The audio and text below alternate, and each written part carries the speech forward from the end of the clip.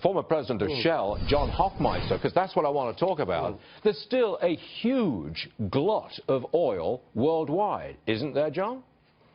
There is, and thank goodness for it, Stuart.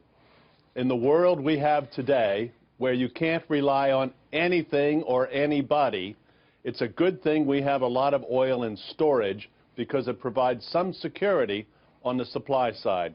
And I worry about the day that our storage starts to drop, because then how do we protect ourselves from all of the threats that are out there to what is otherwise a market situation that's seeking equilibrium? I'm with you, John, but that threat to the supply is always out there. When you're getting a lot of oil from the Middle East, there's always going to be a threat to the supply line. But we've got 500 million barrels of the stuff in America in storage, and the potential to drill for a whole lot more with our brilliant frackers in North Dakota and Texas. Why are you laughing?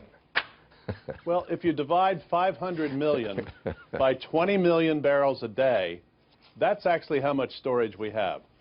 20 into 500. That's not a whole lot of storage protecting us against the adversities of the world outside our borders.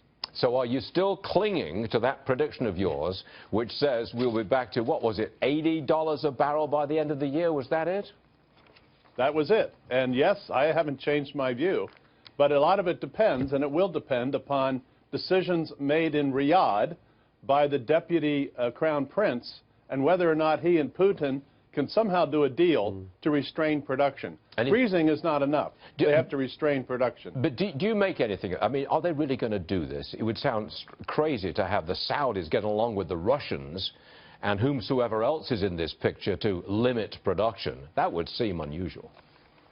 Both countries are currently shooting the toes off their feet, their own feet, not each other's foot, but their own feet, by spending all this money to maintain a low oil price. It makes no sense whatsoever in a rational world, but they're doing it. All right, you're clinging to your our bet. I say, I think it's $200 we're up to now. I'm saying there's no way that we'll get to $80 by the end of the year, and you've got $200 says, yes, we will. John Hofmeister, he does know what he's talking about. Yes, he does. He used to be the president of Shell. That's why he's on the show. Totally wrong on his prediction, but hey, he can come back. John, thank you very much indeed, sir.